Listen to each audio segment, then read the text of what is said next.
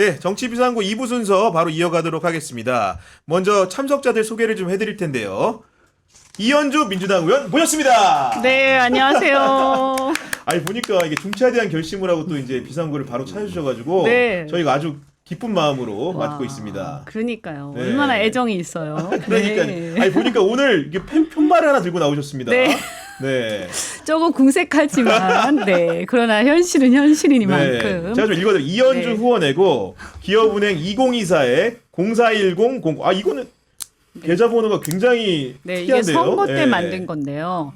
사실 이제 내일 등록하고 나면 최고위원용 후원회가 새로 생기긴 하는데 일단은 이걸로. 네. 야, 근데 이거 그 변희 대표님 소개 곧 드리겠지만은 네. 2024년 04월 10일 총선 당일을 이제 연상케 하는 맞습니다. 계좌번호인데 네. 야, 정말 이게 뭐 어려운 거 아닙니까? 이런 네, 거. 네. 근데 네. 기업은행이 이렇게 만들어주더라고요. 아, 그렇군요. 알겠습니다.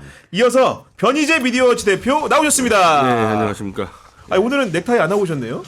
아, 넥타이를 매려다가 네. 이게 뭐 좀 안 맞아가지고 이게 네. 네, 그냥 아니 보니까 뭐 안경도 좀 지적 받으신 것처럼 안경을 고치셨는데. 아주 지적을 예. 많이 받아서 좀 고쳤습니다. 아니 피사의 사탑처럼 이렇게 돼 있어가지고 지금 이게. 하드 패트기에 자가지고 네. 좀 새로 했습니다. 아니 변희 대표님 오늘 이현주 의원 나오는 거 알고 오셨죠? 네. 알고 있었고요. 네. 또 출마하는 것도 뭐 저 주말에 영상도 봤고 뭐 제 네. 우리 카페에다 돌렸고 이현주 의원은 이제 민주당 내에서 좀 범 보수 진영에서는 많이 지지를 받는 분이기 때문에 그래서 좀 폭을 넓힐 이게 굉장히 이제 중요한 이제 인적 자원이죠 민주당 내에서는. 그렇죠. 네. 그렇기 때문에 이제 특별히 모셨는데 아마 제가 보니까 그 정견 발표문을 보니까 그 안에 네. 변희 대표까지 포섭하려는 뜻이 담겨 있더라고요. 아, 보니까. 네, 맞습니다. 추가한 건지 모르겠지만 일단 곧바로 최고위원 선거 얘기 좀 해보겠습니다. 네. 어제 보니까 네. 그 8.18 전당대회 최고위원 네. 출마 선언을 하셨어요. 네, 물론 맞습니다. 이제 워낙 중량감이 있으시니까 네, 네, 뭐 네. 나올 거라는 관측도 있었는데 네. 최종적으로 결심하게 된 이유가 뭡니까? 최종적으로요. 네. 네. 근데 이제 가장 결정적인 거는 일단 이제 당원들께서 그러니까 제가 고민을 막 하면서 이거 내가 그때 복귀했는데 바로 나오는 건 좀 그렇지 않나? 이래서 사실 이제 하반기에 나오려고 그랬어요. 아, 네. 근데 당원분들이 뭐라고 하냐면 아니 쉬려고 복귀했어? 이러면서 뺀지 달려고 복귀했어? 이제 좀 찔리더라고요. 어떻게 보면 당원들의 부름을 받고 어떻게 보면 전장에 나오신 셈인데 그 민주당 최고위원 경쟁이 생각보다 치열하더라고요. 지금 많은 분들이 지금 나오셨고 이현주 의원 같은 분들 나오셨지만 뭐 전현희 의원님도 출마하셨고 김민석 의원도 나왔고. 아니 그래서 제가 당원들한테 그랬어요. 불러주셔서 그래서 그렇게 얘기하셨으니까 책임지시겠죠? 내가 그랬어.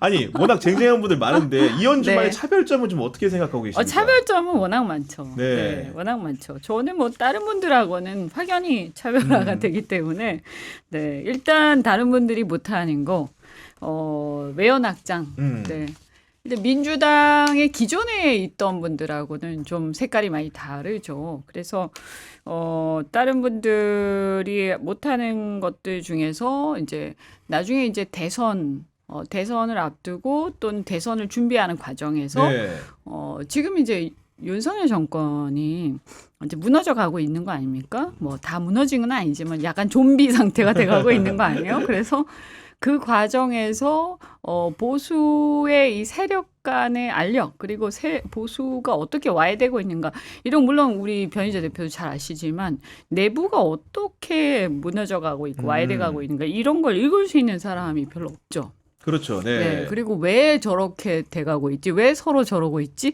이런 걸 해석할 수 있는 사람도 많지 않고요.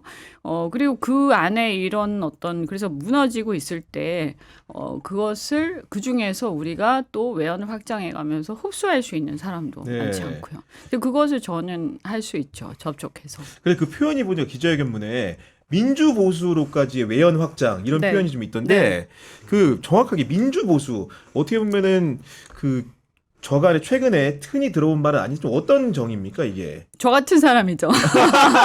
민주보수. 네. 그러니까 쉽게 말하면요 이렇게 생각하시면 돼요. 최상병 사건에서 분노하는 보수. 최혜병 사건에 분노하는 보수. 사건으로 규정 짓자면 그런 상황인데. 최혜병 사건에서 분노하면서 특검을 찬성하는 보수. 네. 그렇게 하니까 확 와닿는 측면이 있네요. 네, 그래서 60몇 %가 찬성하잖아요. 그리고 국힘을 지지한다 하는데 찬성하는 사람이 있잖아요. 네. 그런 분들이 대표적이죠. 네. 그리고 또 하나 인상적이었던 게 국민의힘 한동훈 후보에 대해서 이제 설명하는 부분이었는데 그게 문답 과정에 나온 건지 제가 정확하게 기억은 안 나는데 이재명 전 대표의 상대가 되지 못한다. 네. 한동훈 정도는 내가 상대하겠다. 뭐 이러셨어요. 네, 네. 아이 그럼요. 네. 그분은요. 그 사람 좀 헷갈리는데. 네, 어쨌든 한동훈은 저하고 같은 또래예요. 그런데 네. 한동훈은 제가 생각할 땐 자기 정치 철학을 갖고 있는 사람이 아니에요. 그야말로 사실은 정치 초짜인데 어떻게 보면 그냥 어떤 정치 병풍, 그러니까 정치의 어떤 후광을 입고 윤석열 정권 네. 후광을 입고 갑자기 일약 왕자가 된 사람이죠.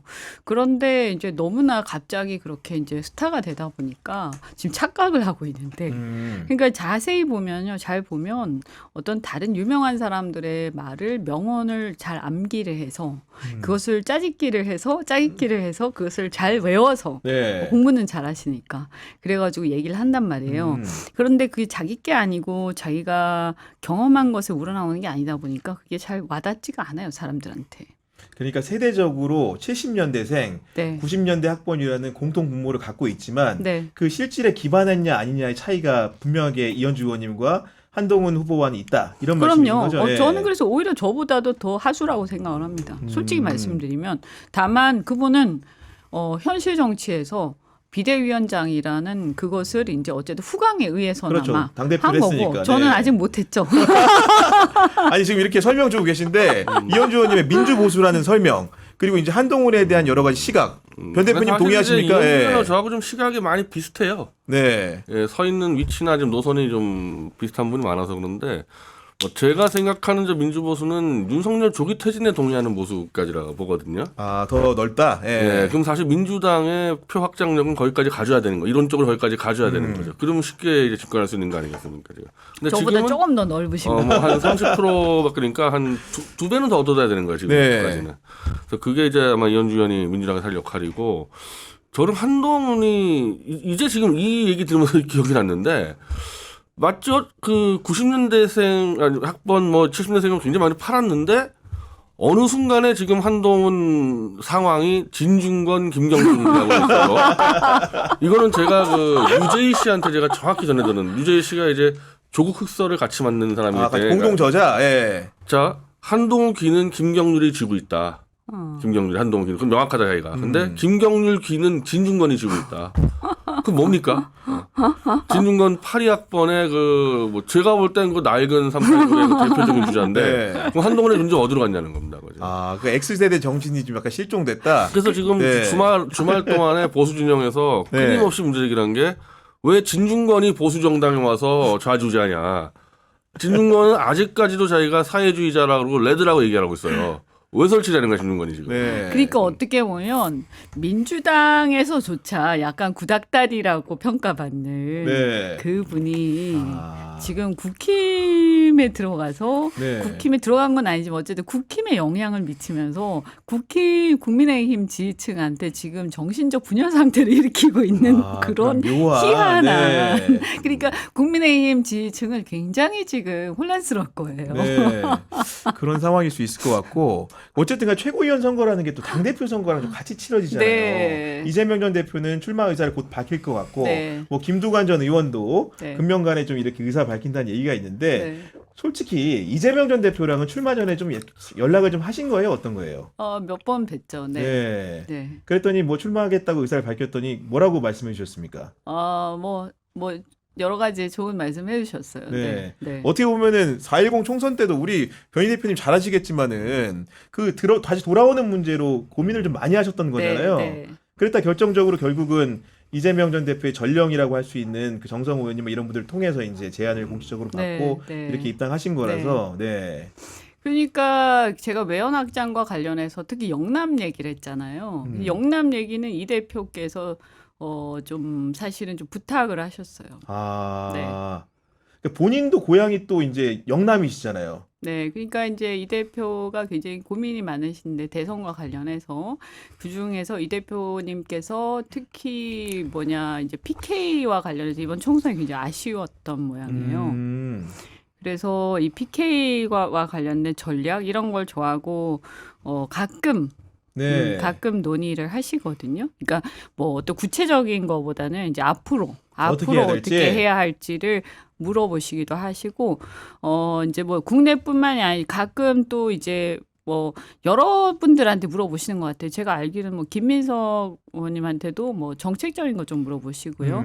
근데 이제 저한테는 이제 주로 보수층에 대한 걸 물어보시기도 하고 영남에 대한 거, 특히 PK에 대한 정서, 그다음에 또 예를 들어서 저 국민의힘이 이제 핵무장 주장을 하잖아요.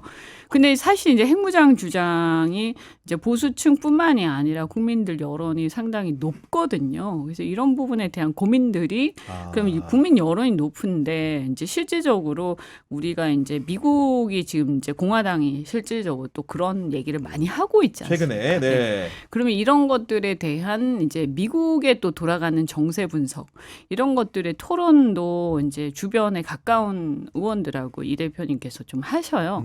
저도 같이 하고 이렇게 하거든요. 그러니까 이런 맥락에서 영남 전략에 대한 얘기를 저하고 가끔 하시죠. 그러니까 요약을 하면은 영남이라든가 뭔가 보수 진영이라든가 이현주 의원을 뭐 교두보 삼아서 집권 플랜을 뭔가 좀 이렇게 강화하는 형태로 그리고 본인 자체도 그런 상을 가지고 이번에 최고위원에 출마한다고 저희가 좀 이해하면 되겠습니까? 네. 그런 부분일 것 같고 그리고 당내 현안 관련해 가지고 늘 당원들과의 관계를 중시하는 말들을 좀 해오셨잖아요. 이번에 아까도 보니까 당원들의 이제 등 떠밀림 그렇게 표현해도 되겠죠. 이렇게 나오셨다고 했는데 당원들이 기대하는 또 역할이 있으니까 나와서 좀 뭘 해달라고 하는 겁니까 지금 당원들은? 일단은 뭐 앞장서서 싸워달라 이게 제일 크죠. 이제 뭐 여전사 이게 제가 또 일단 윤석열 대통령하고 가장 일찌감치 가장 강력하게 또 가장 어떻게 보면 그 아프게 그러니까 뭐 목소리가 크다 이런 것보다도 윤석열 대통령의 아픈 부분을 콕 집어서 이게 잘하니까 그런 역할을 해달라. 그런데 이제 그렇게 해달라라고 해서 영입을 했는데 그런데 배지 달고 이렇게 팔짱 끼고 있겠다 뭐 이런 거잖아요. 그러니까 그건 그렇게 하려고 한 건 아니잖아 이런 이제 취지인 거죠. 네. 오히려 역할을 해달라 이런 거고 그게 제가 느낀 거는 뭐냐면 당원들하고 문자나 이렇게 전화나 이런 여러 가지 루트로 토론을 하고 논의를 하면서 느낀 건데 의원들은 최고위원이라는 것을 자리로 인식하는데 당원들은 책임으로 인식하는구나 하는 차이를 알았어요. 그 자리와 책임의 차이 듣기에도 굉장히 커 보이는 단독이. 그러니까요. 그래서 제가 약간 이게 다시 좀 깨달았어요. 그러니까 우리는 이걸 자리와 감투로 인식하는데 당원들은 이걸 책임으로 인식하는구나. 그러니까 이 최고위원을 함으로써 저 사람이 어떤 책임을 다하고 어떤 역할을 할 것이냐 이렇게 인식을 하는 거죠. 저 사람을 보내서 어떤 역할을 맡길 거냐. 이렇게 인식들을 하시는데 의원들은 대체적으로 네가 그 감투를 쓰고 네가 그 자리에서 이렇게 인식들을 하는 거죠. 근데 책임이라고 하면은 그 어깨에 그게 무게감이 굉장히 가중될 것 같은데 우리 변 대표님도 정당 활동을 하고 계시지 않습니까? 글쎄요. 아니, 책임 있는 자리 안 해보신 거예요? 아니잖아요. 근데 제가 했던 소나무 정당 같은 경우는 이게 좀 뭐 벤처형 좀 프로젝트여가지고 일반 정당은 차이가 있는데 지금 이 민주당 입장에서는 이미 전쟁에 들어갔죠. 이 검사 특검 들어가면서 당장 검찰이 뭐 이재명 대표 선언한다 그러면은 이 대선 전쟁이라는 것이 3년 뒤가 아니라 이미 앞당겨진 겁니다. 이미 여기서 죽고 사냥 문제가 걸렸기 때문에 실제로 이제 최고위원 선거의 개념도 약간 바뀌게 되는 거죠. 이거는 3년 뒤의 집권이 아니라 어찌 보면은 이제 민주당 전체의 생존을 위해 싸워야 되는 진짜 전사, 장기적이고 상징적 의미 전사가 아니라 당장 이 전선에 투입돼야 되는 그런 사람들이 이제 선택이 됐고 그건 이제 저는 솔직히 현대서 아마 이현주 의원이 뭐 당선될 것 같은데 네. 뭐 당선되자마자 정말 이제 이 이병렬차 타고 막 가야 되는 그걸 이제 책임이라고 말씀하신 것 같아요. 머리 깎아요. 그러니까 지금. 그런 거예요. 예. 그러니까 이런 거예요. 어떤 당원이 그러시더라고요. 그 하반기에 최고위원 그 하반기가 언젠데 네. 그렇잖아요. 그때 되면 상황 끝난 거 아니야? 이런 거지. 그러니까 하반기 상황 종료되고 나서 무슨 소용이 있냐. 네. 그러면 그때 되면 상황 종료가 됐을 텐데 그 상황 종료라는 의미가 우리가 이겨서 평화가 왔던 아니면 우리가 져서 다 끝나서 네가 그걸 하는 게 아무 의미가 없어졌든 둘 중에 하나 아니냐. 아니 아닌 게 아니라 지금 검사 탄핵 소추안 이제 그 관련돼서 발의한 걸 두고 지금 그 민주당과 검찰의 그 신경전이 그야말로 지금 장난 아닌데 이런 와중에 또 보니까 그 경기도청 법인카드 유용 의혹과 관련해서 네. 이재명 전 대표와 이제 김혜경 여사를 동시 소환 소환했죠. 선고를 했더라고요. 그러니까요. 아니 그러니까 그걸 보면 굉장히 야 이거 아주 그냥 망신주기 아닙니까? 그 노골적이죠. 그리고 그게 뭐가 더 있는지 모르겠지만 어쨌든 지금까지 밝혀진 거는 10만 원 아닙니까? 10여만 원. 그런데 이때까지 보세요. 아니 검찰 특활비 그거 수천만 원인데 수사 안 하잖아요.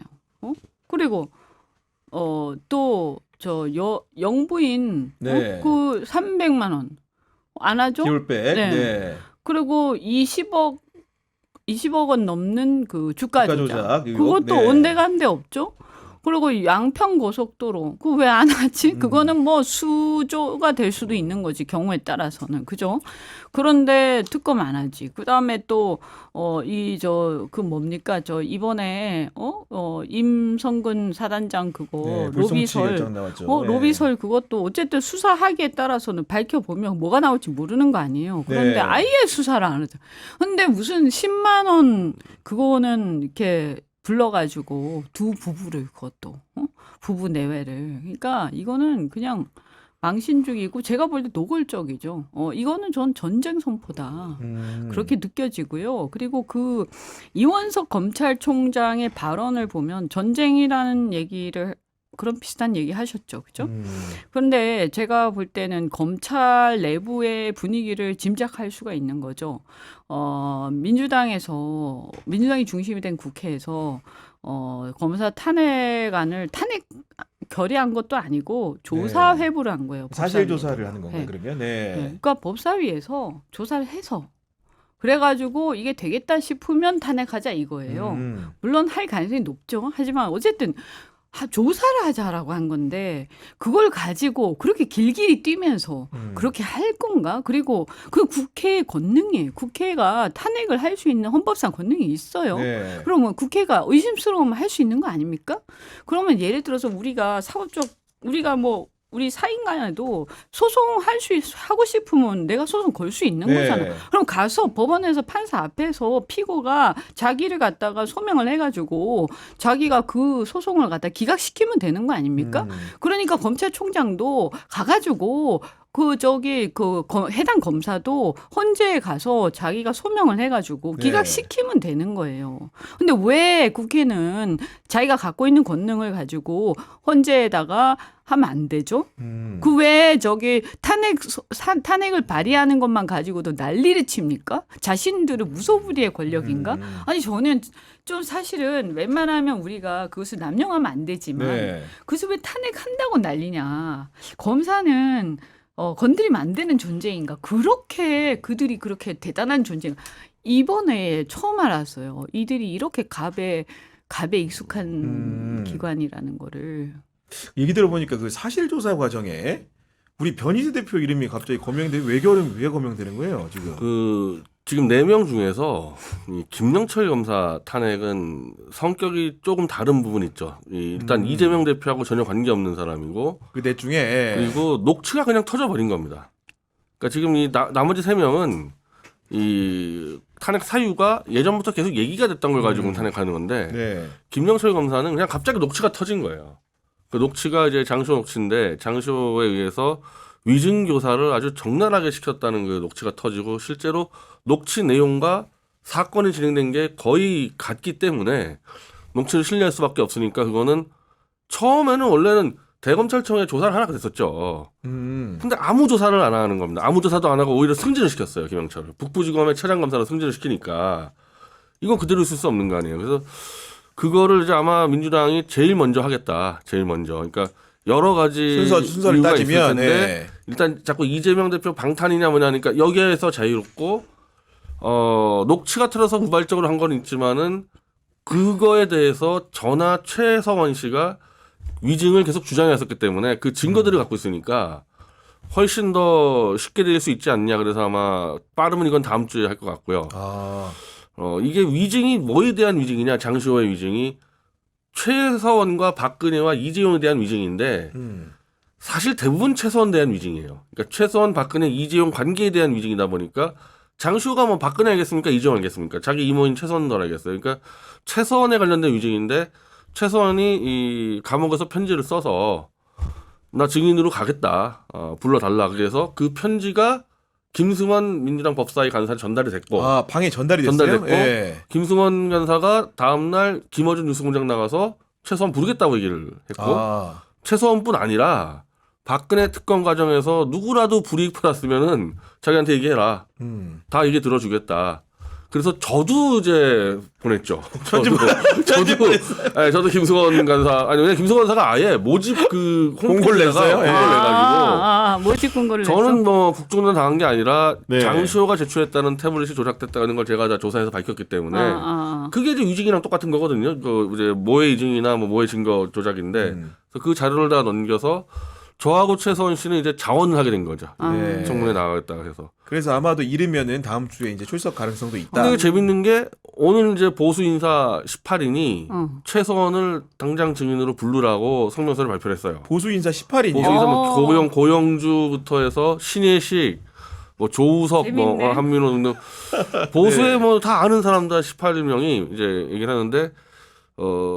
만약에 이거에 대해서 이거를 안 부른다, 민주당이. 이거는 김영철 검사와 특검제 4팀입니다. 그건 4팀이 팀장이 윤석열이고 한동훈도 같이 개입되어 있는 건데, 만약에 민주당이 오히려 최서원을 안 불러버리면은 너희들이 오히려 윤석열 한동훈과 짜고 조작했다. 그럼 민주당이. 그건 자백하는 셈이다, 탄핵을. 그리고 한동훈에도 겨냥을 했어요. 네가 특검제 4팀에 들어가 있으니까 네가 결백하면 네가 찬성을 해라. 최서원 나오는 거를. 그래서 여야나 한동훈이나 이거를 최서원 나오는 거를 반대하는 자들이 증거 조작의 주범이라 생각하겠다.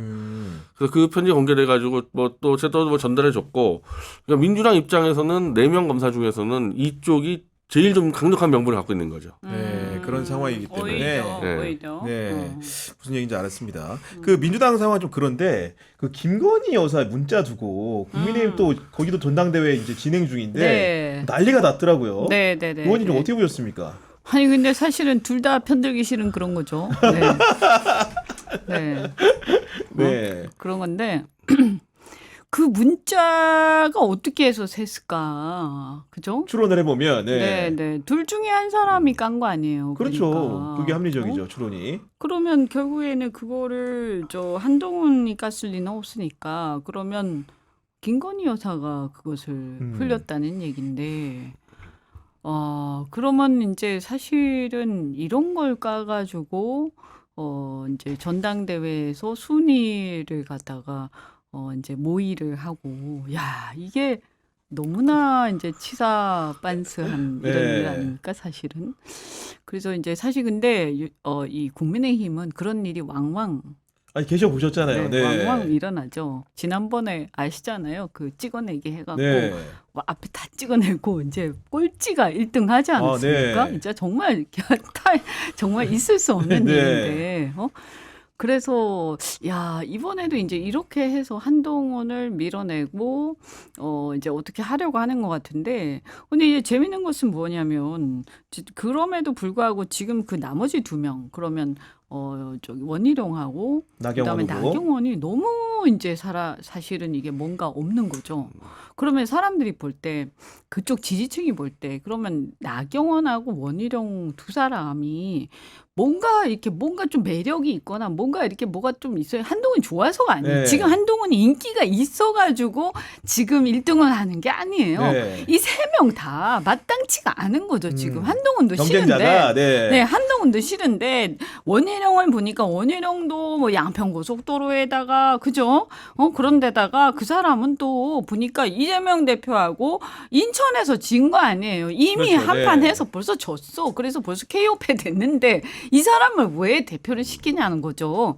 그 다음에 또 나경원 대표는 또 나경원 의원은 보니까 이 사람은 뭔가 이것도 저것도 아닌 것이 중간쯤에 이때까지 있어. 예. 항상 이렇게 양다리를 걸치고 옛날부터 계속 대표 선거 때마다 나온 사람이에요. 그런데다가 지난번 대표 선거 때도 보면 뭐가 이렇게 딱 대차게 뭐 들이받는 것도 아니고 이것 그렇다고 깨갱했잖아요. 근데 깨갱했는데 이번에는 친윤인 척했는데 이제 친윤 아닌 걸로 것처럼 좀 하고. 약간. 네. 그러니까 사람들이 볼 때는 그리고 이제 그 국민의힘은 기본적으로 이제 나경원은 약간 이렇게 뭔가 사이드하게 봐요. 이렇게 대표로 이렇게 항상 나오는데 마지막에 주저앉는 이런 걸로 보기 때문에 그래서 이제 그래도 한동훈 위원장이 이재명 대표를 민주당 이재명 대표 계속 까더라. 이런 게 남아있다 보니까 어쨌든 지금 여기서 이제 또 한동훈 위원장은 누가 미냐. 네. 오세훈 쪽이 좀 밀고 있죠. 아, 그런가요? 네. 그때 이제 보니까 서울 쪽. 쪽방촌에 있는 식당에서 식사도 같이 하는 모습 연출했는데. 그러니까 뭐냐면 지금 이제 구도가 어떻게 돼 있냐면 서울 쪽 구도하고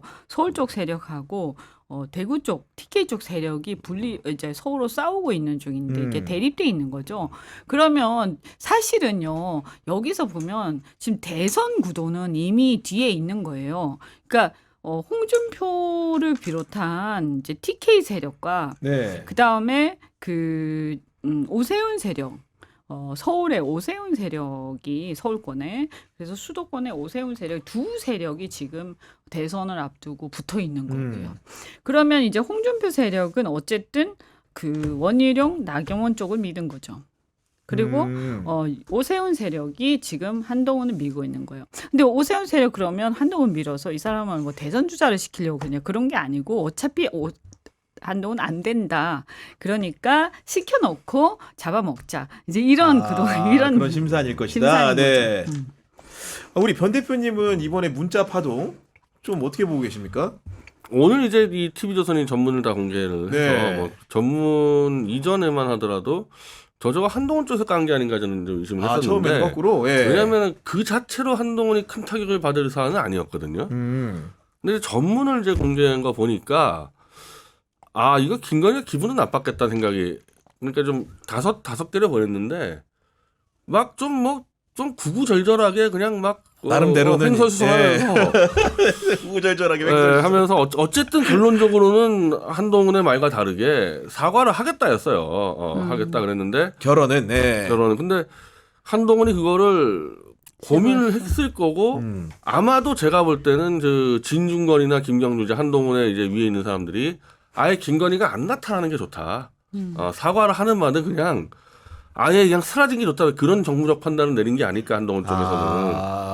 예를 들면 공사라는 게 김건희가 사적으로 보냈다 그랬을 때 뭐 자기는 공적 판단했다 그러는데 이미 많이 얘기하지만은 그럼 도대체 검찰총장이나 중앙지검장 때는 왜 332번에 카톡을 왜 나눕니까 김건희하고 수시로 공적 일을 나눴던 사람 아닙니까 한동훈이. 그리고 그렇기 때문에 김건희가 보내지 않았겠어요? 근데 어쨌든 그러면 뭐 김건희랑 얘기 안 한다 그러면은 그럼 대통령실하고 얘기했냐 또 그것도 아닌 것 같아. 그냥 한마디로 그냥 무시했다는 거는 총선에 김건희를 아예 못 나오게 막겠다는 이 정무적 판단했던 것 같거든요. 근데 사실은 그게 뭐 그렇게 잘못한 거냐? 그 비대위원장 입장에서는 그렇게 한 게 그럼 판단할 수 있는 거 아니냐? 방법이 방법이 김건희 기분 나쁠 수 있겠지만은. 근데 이제 범보수 진영에서는 네가 어디다 대고 국모의 문자를 뭐 심냐 이런 식으로 이제 하는 건데. 이게 제가 말씀드린 이 자체만으로는 오히려 한동훈이 그렇게 타격받을 건 없는데 지금 한동훈에 대한 공격이요 거의 전방이거든요. 다예요 다.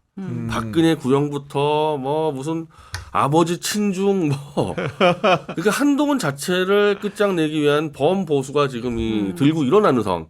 한마디로 김영철 특검까지도 한동훈을 증인 부르라고 얘기하는 수준이니까 이게 겹쳐지니까 일정 정도 한동훈의 데미지가 좀 있는 거죠, 이게.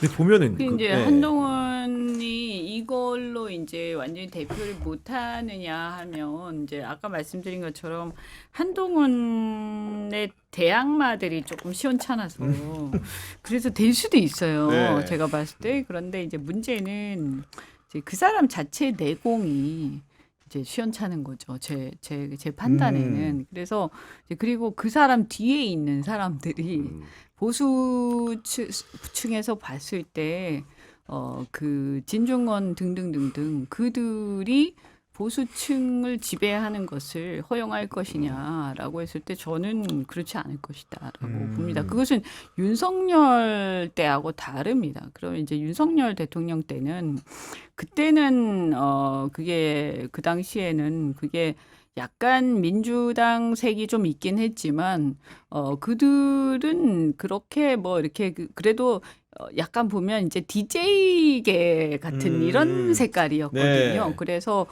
그래도 보수 인사라고 볼 수 있는 사람들이었고. 뭐 김한길이나 이런 사람들 넘어갔었고 네. 이쪽에서는 또 그런데- 장제원, 권성동이 컨트롤했으니까. 그렇죠. 예. 네, 그런데 여기는 이거는 물과 기름 같은 거죠. 그리고 한동훈이 계속해서 지금 이상한 정책들을 들고 나오는데 뭐 이민정부터 시작해가지고 그런데 이런 정책들은 사실은 전 세계적으로 이미 약간 이렇게 시대가 이제 지나가고 있는 정책들이고요.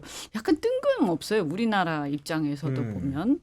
그래서 이런 것들은 설사 민주당이라 하더라도 약간 신중하게 접근해야 되는 정책들인데 이런 것들을 마구잡이로 지금 들고 나오고 있고 그래서 저는 이게 정의당 정책인가 싶을 정도로 처음에 보셨을 예, 때는 네. 그런 게 마구 나오는데 이거는 아마 굉장한 어떤 그 반발을 불러일으킬 거고 그래서 아마 국민의힘 안에서 엄청난 이게 물과 기름 같은 게 될 네. 거예요. 네. 아니, 두 분 말씀을 종합하면 쉽게 얘기해서 한동훈 후보가 그 보수 정체성이라는 걸 대변하지 못한다고 지금 지지자들이 느낄 가능성이 높다는 거잖아요. 네, 네, 네. 근데 이제 문제는 아까 말한 대로 뭐 후보의 경쟁력의 문제인 건지 뭔지 모르겠지만 어제도 보면 연판장 기자회견 물론 당원 당규로 금지되어 있다고는 합니다.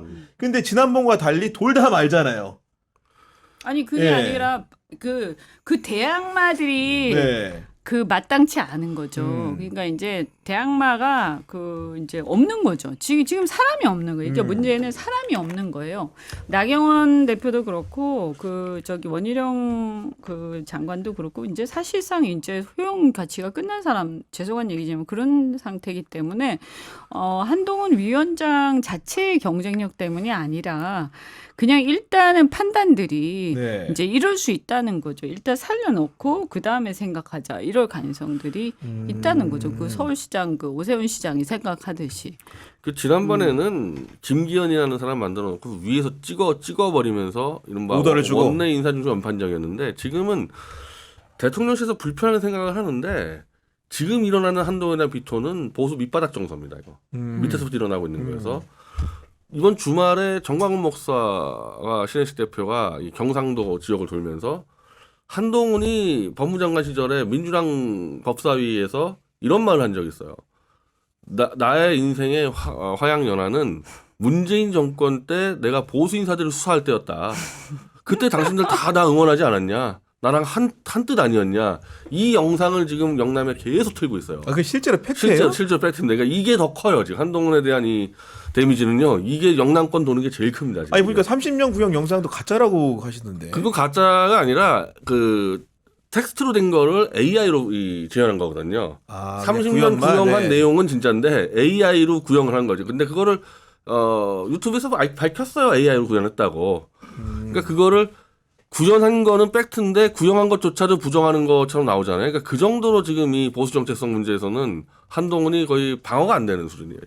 그러면 이현주 의원님 보시기엔 최고위원이 만약에 이제 되시면 당 지도부인데 네. 사실은 4명 후보 중에서 네. 누가 제일 좀 이렇게 민주당이 상대하기 좋은 겁니까? 한동훈이죠. 그러니까 아까도 좀 비슷하게 말씀하시긴 했는데 왜 그런 거예요? 그러니까 정치 재밌잖아요. 경험 경륜. 예. 재밌잖아요. 그럼 사실은 이거 비기겠지만 누가 제일 껄끄럽습니까? 4명 중에서는 굳이 뽑는다면. 제일 껄끄러운 거 글쎄요, 이제 제가 봤을 때는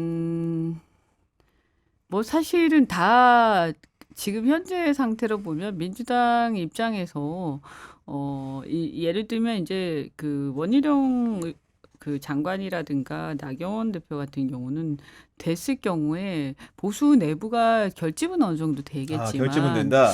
그런데 너무나 극우로 흘러갈 가능성이 또 있어요. 그래서 과거에 이제 황교안 스타일로 갈 가능성이 상당히 농후해서 그다음에 뭐 윤상현 의원은 상당히 사람이 이제 좀 스마트한 사람인데 리버럴 하신 분 아니에요? 그분이 사실 만약 된다 그러면 제일 스마트한 사람이죠. 근데 될 가능성이 없잖아요. 네. 그래서 뭐 그분이 사실은 윤상현 의원이 가장 걸끄럽죠. 근데 될 가능성이 없으니까. 예, 일단 그렇게 저는 보고 있고요. 일단 한동훈 위원장이 되면 제일 재밌을 거다. 네. 재밌을 거다. 네, 그리고 볼만할 거다. 네, 그리고 이제 본인 자신의 이제 자기 정체성에 대한 정리가 본인이 안 돼 있기 때문에 저는 그래서 제가 그렇게 하지 않았습니까? 자, 그 특검법을 본인이 제3자 특검법을 얘기를 했으면 정치라는 것은요. 국민을 향해서 하는 거 아닙니까? 네. 그러면 제3자 특검법을 본인이 얘기를 했으면 국민들한테 약속을 해야죠. 그러면 정치가 그렇게 허투루 하는 게 아니잖아요. 그러면 그 정도 나이가 50이 된 사람이 그렇게 얘기를 할 거면 책임 있게 자기를 지지하는 의원 10명을 데리고 나와서 기자회견을 하든지. 정확하게. 네, 제3자 특검법 본인이 얘기하는 제3자 특검법이 뭐란 말이냐. 그 제3자가 누군데. 그렇잖아요. 구체적으로 딱 제시를 해서 그 내용을 가지고 특검법을 가지고 사람 10명을 가지고 그래서 실명을 가지고 기자회견을 하던가 아니면 그 특검법을 발의를 누구한테 시켜서 의원 자기 지지하는 의원 10명을 가지고 특검법 발의를 하던가 그렇게 해서 구체적인 걸 가지고 딱 제시를 해야 이게 정치인이 하는 정치거든요. 네. 근데 한동훈 위원장이 왜 제가 인정을 안 하냐. 그 사람 정치인이 아니에요. 그 정도도 못하는 사람이 무슨 정치를 합니까? 그 사람이 정치인이라면 저는 최소한 제가 얘기한 두 가지 옵션 중에 하나는 벌써 이게 제3자 특검법 자기가 떠든 게 지금 한 달째예요.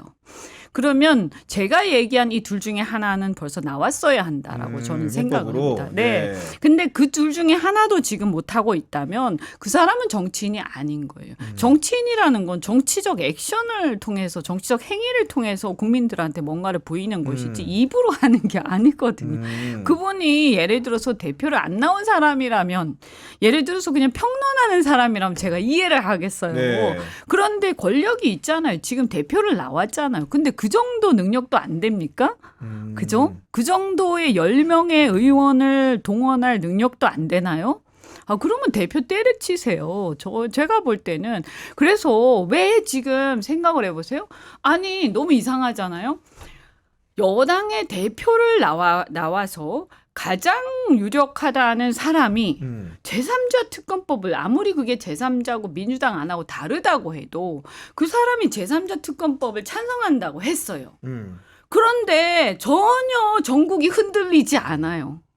이게 정상입니까? 고착화돼 있다. 그 대립구도는. 네. 아니 그러니까 만약에 그 한동훈이라는 사람이 정치적으로 굉장히 영향력이 있고 그 사람이 진정성이 있는 사람이라면 그런 사람이 그런 걸 만약에 발표를 딱 하잖아요. 그럼 막 흔들려야 돼요. 전국이. 판이. 그렇죠. 그래서 막 여당이 흔들리고 막 기자들이 막 긴장하고 국민의힘 안에가 긴장을 하고 그래서 얼마 전에 그 의장석 앞에 농성하던 의원들 중에서 한 10명 정도는 한동훈 지지하는 그 사람들은 그 안에서 서로 몸싸움이 벌어지면서 이래서 안 된다 하는 삿대질이 벌어지고 그래야 정상인 거죠. 그런데 한동훈은 국민의힘 안에서 어떠한 그 균열도 만들어내지 못했어요. 그러니까 그 사람 정치적 영향력이 전혀 없는 사람이에요. 제가 볼 때는. 그렇게 들으니까 맞죠? 무슨 말인지 이해가 갑니다. 이해가 가시죠? 정치적 어떤 그 파문을 전혀 일으키지 못하는 사람. 근데 이미 제3자 특검은 이제 물 건너 그냥 물 건너 갔어요. 그냥 거짓말이에요, 거짓말. 변협으로 가려고 그랬는데 오늘 변협이 이 검사 사인 탄핵에 대해서 사법부 탄압이라며 특별 TF팀을 만든다고 선언하면서 내부적으로 제가 사실 변협이랑 몇 가지 좀 이 충돌이 있었는데 제가 깜짝 놀랐습니다. 원래 변협이 이 정도까지는 아니었는데 이게 검사 정권의 특성인 것 같아요. 그러니까 변협이 친정권 어용으로 완전히 흘러간 측면이 있었는데 그래서 제가 변협의 추적권 능력이 위험하다고 봤었는데 역시 검사 사인을 국회가 탄핵한다고 왜 변협이 이거를 나서가지고 자기들 TF를 왜 만듭니까? 그건 좀 약간 이상하긴 그러니까 하네요. 이거는 이제 변협이 넘길 수가 없어서 이제 끝난 겁니다. 이건 이제 이거 지금 이준석 개혁신당이랑 뭐 조국신당 얘기하는데 변협에 넘길 수가 없게 된 거예요. 그렇네. 알겠습니다. 오늘도 이렇게 정치권의 다양한 얘기 나누다 보니까 마칠 시간이 다 됐는데 마지막으로 이현주 의원님 이제 최고위원 레이스 이번에 이제 뭐 1년의 과정들이 길게 진행될 텐데 우리 뭐 지지자나 당원들 구독자들한테 한 말씀 해주시죠. 네. 어쨌든 지금 아주 그래서 비상시국이지 않습니까? 그래서 언제 어떤 일이 일어날지 모르는 거예요. 그래서 저도 지금 뭐 이제 뚝이 막 이렇게 막 그 균열이 막 일어나면서 막 이렇게 막 뭐가 이렇게 막 물이 막 곳곳에 새면서 언제 터질지 모르는 이런 상황인데 이런 상황에서는 저는 고도의 어떤 정치력 그리고 전략적인 사고 그러면서도 많은 경험들이 필요하다. 그래서 그냥 단순하게 뭐 친하거나 또는 뭔가 이렇게 저 사람이 좋고 어떻고 이런 것보다도 저는 당원들도 권리당원들도 전략적 선택을 하셔야 되는 때라고 생각을 합니다. 그래서 물론 저를 좋아하시는 분들도 계시겠지만 그래서 이런 상황에서 우리가 이제 민주당이 이제 대선도 언제 치를지 모르는 거잖아요. 그래서 이 대선을 앞두고 물론 뭐 당장 한다는 건 아니죠. 죄송합니다. 네. 그래서 이런 상황에서 우리가 이제 외연도 확장도 해가면서 또 경우에 따라서 상대한테 대치기 당하는 상황에서 또 대응해야 될 수도 있고.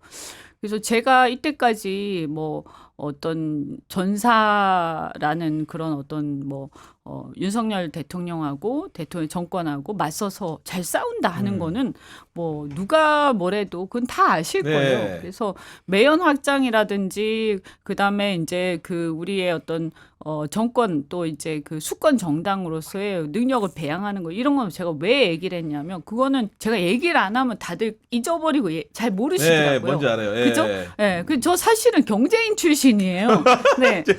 저기 싸움꾼 정치인 출신이 아니고 원래 경제인 출신이에요. 기억 좀 해주세요. 그래서 제가 다시 강조를 하는 거고 저는 멀티플레이어예요. 그래서 언제든지 상황에 따라서 순발력 있게 제가 열심히 이 상황을 갖다가 잘 요리해서 이재명 대표하고 또 같이 이렇게 해나갈 거고요. 그리고 또 하나가 지금 상황이 이번에 이제 법화건도 보시다시피 그냥 정상적으로 이기기 힘드니까 이런 상황들을 잘 또 그들이 반대편에서 권력 투쟁의 도구로 이용을 하는 것 같은 그런 느낌이 있습니다. 그래서 그럴 때는 이 사법 사건들도 단순하게 이재명 대표의 사건이 아니라 저는 이것도 우리가 전략적으로 판단해서 당이 함께 관리해 나가야 한다고 생각이 되고 이게 그냥 이거 법적으로 문제 안 되네 이런 문제가 아니라 저것을 저들이 어떻게 이용할 것인가 전략적으로 또 봐야 되거든요. 그래서 이것을 여러분이 보시면서 누가 믿음직하게 누구한테 맡겨야 이것을 이 전쟁을 아주 잘 처리를 하면서 상대를 들었다 놨다 할 것인가. 잘 판단을 전략적으로 해주시기 바랍니다. 알겠습니다. 우리 변 대표님도 우리 뭐 어떻게 보면 오랜 인연 아닙니까? 좀 이렇게 덕담 혹은 이렇게 얘기 좀 한마디 해주시죠. 아니 여기는 어차피 8월이라면서요. 근데 이제 뭐 7월에 일단 국힘당 선거가 영향을 미칠 텐데 그 국힘당 선거에 결정적인 영향을 미칠 게 지금으로 보면은 이제 7월 14일과 한 19일 사이에 김영철 탄핵 특검의 청문회가 열릴 것 같은데 그거 아마 한동훈에게 치명상 남길 수가 있을 겁니다. 그 청문회에서. 국민의힘 전당대회 전에 열리는. 딱 일주일 전인데 그게 사실상 한동훈이 있었던 특검제 4팀의 조작 날조 수사를 다루는 거기 때문에 제가 나가게 되면 저거 다 까버릴 거고 우리 한동훈이나 윤석열까지 마찬가지인데 그게 23일 날 영향을 미칠 거고 만약에 23일 날 한동훈이 되든 안 되든 거의 치명상을 맞고 되기 때문에 아까 이현주 의원 말대로 한동훈은 어려울 거다. 그럴 때 민주당에서 이제 8월인가요? 8월에? 8월 18일. 8월이면은 사실은 그러면 제가 제3자니까 더 쉽게 얘기할 수 있는데 이 정권을 조기에 종식시켜야 됩니다. 예. 네. 그렇게 해야 되는 거지 민주당한테 3년의 시간이 주어진 건 아니에요. 예. 네. 제 생각엔 연말까지 종식시킬 수 있는 그런 이 플랜들을 만들어야 될 겁니다. 근데 그 이제 정권을 뭐 조기 종식이든 뭐 이건 제가 이제 또 제도권에 있으니까 제가 우리 전 대표만큼 뭐 편하게 얘기할 수 있는 입장은 아닌데 네. 어떻든 그런 이제 비상 상황에서 중요한 게 이렇게 그냥 종식하고 땡이 아니거든요. 그럼요. 그렇잖아요. 그래서 이 상대의 어떤 와야 되는 이 무너지는 상황에서 상대를 잘 알아야 돼요. 상대의 어떤 상황들. 그래서 지금은 지피지기 상대를 잘 알고 그리고 필요할 경우에는 또 이 상대 쪽에 어떤 우리가 어떻게 보면 그쪽에 아까 제가 민주보수 말씀드렸잖아요. 네. 그죠? 그래서 정상적인 이 보수들의 어떤 심리라든가 또 기저에 그러니까 우리가 위에 있는 권력층은 우리가 싸우지만 네. 밑에 있는 지지 기반이 되고 있는 우리 기저의 그 서민들 그죠? 그래 이제 기저의 보수층들 같은 경우는 우리가 지지층으로 우리 흡수해야 될 수도 있는 거고 그래야 이게 안정적인 정국 운영이 가능한 거 아닙니까? 그래서 그런 부분들도 잘 궁리를 해야 되는 거기 때문에 여하튼 제가 볼 때는 많은 전략적 판단들이 필요해요. 그래서 제가 한마디로 딱 정리해서 말씀드리면 어쨌든 민주당의 전략적 승리를 가져다 줄 수 있는 후보가 누구냐. 전략적 승리한 건 전략적 대선 승리를. 그렇죠. 네. 대선 승리 그러니까 궁극적으로 네. 그죠? 네. 알겠습니다. 뭐 기억하시는지 모르겠지만은 그 용인의 지역구 터잡으시고 경선하기 전날에 저희 방송 나온 거 기억하시죠? 그 전화 이렇게 돌아간다고 이렇게 말씀하고 가셨는데 그 결과가 굉장히 좋았던 걸로 기억을 합니다. 맞아요. 오늘도 이제 중요한 이제 선거 앞으로 나오셨으니까 맞아. 꼭 좋은 결과 있으시기를 응원하도록 하겠습니다. 네, 구교영의 정치비상구는 내일 오후 4시 또 여러분들 찾아뵙도록 하겠습니다. 경향TV 구독, 좋아요, 팟빵에서도 많은 청취 부탁드립니다. 긴 시간 시청해 주셔서 감사합니다.